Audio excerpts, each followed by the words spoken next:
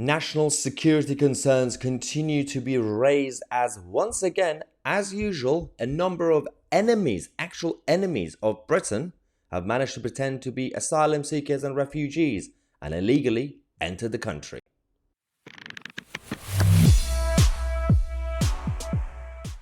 Yeah, the political left continue to march the streets and pretend that all refugees are welcome here without the need to vet their background and even check who they actually are. We've already talked about the illegal migration crisis on this channel a lot. We know that one issue with it is that a lot of them are economic migrants. And you can see a lot of them are young, healthy men.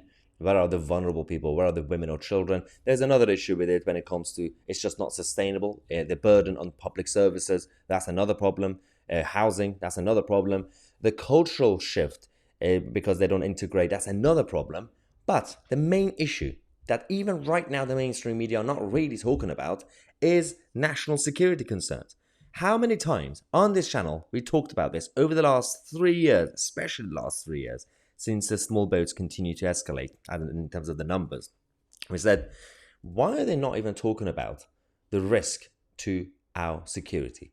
Because whether you had Priti Patel or even Sajid Javid at the time as Home Secretary, and even now, we have obviously Suella Braverman finally talking about it, which is good. She's a bit of a rarity in politics, and she's putting pressure on the intelligence services and security services. So now we are seeing some people finally talking about it, mainly because it's finally been exposed.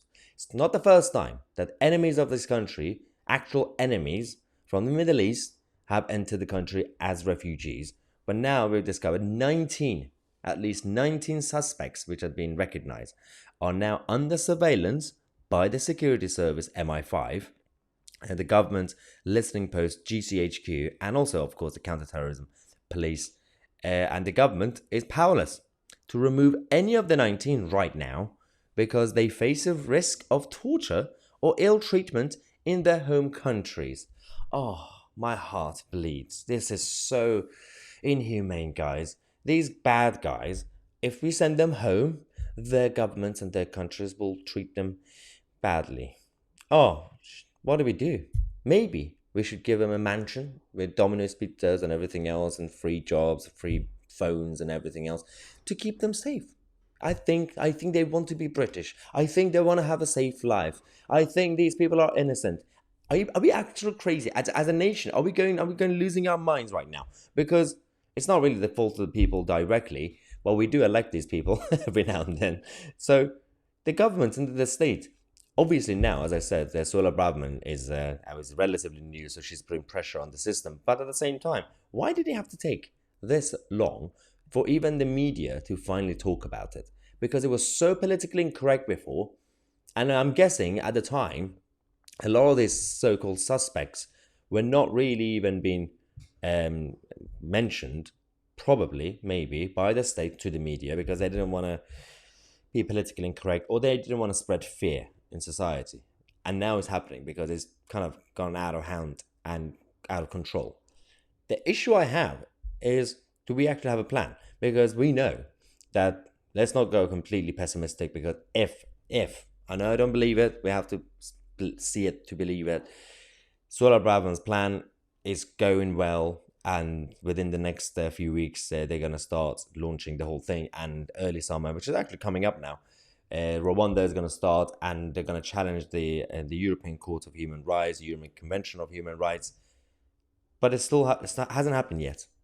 I don't understand why everything takes so long in government to do, except for invading countries. They can do it instantly, but everything else, it always takes ages. I'm just worried about ordinary, vulnerable people in this country going about their lives every single day, not knowing when they're going to be facing an enemy of the state on the streets.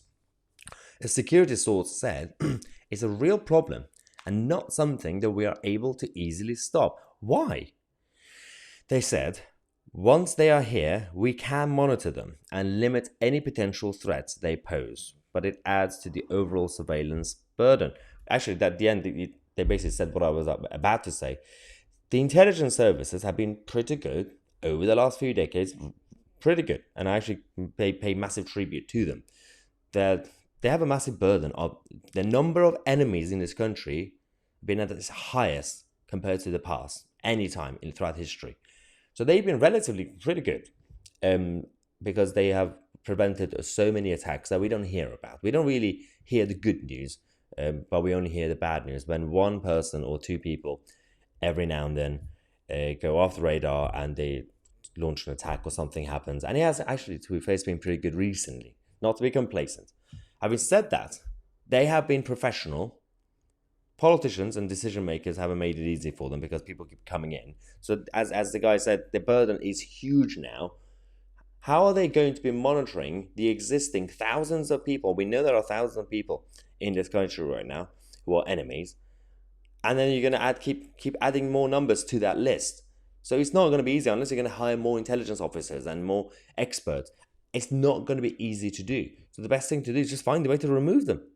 Send them to The Hague. I don't know, Guantanamo. I don't really care what you may send them, just not here. But it's best to actually have some sort of mini international court for mini criminals rather than just the world leaders or presidents who become dictators. We need to have a mini Hague for these idiots because we can't send them back to Syria because they're going to find another way to recruit. Well, we can't keep them here. If our politicians are brave enough to go on TV and say, we do not want Shamima Begum in this country because we don't feel safe about it, what about the others? What about the other Shamima Begums who keep coming into the country? Yes, you've stopped Shamima. Well done. I'm proud of you. What about the other Shamimas? They continue to come in. Anyway, let me know your thoughts in the comment section.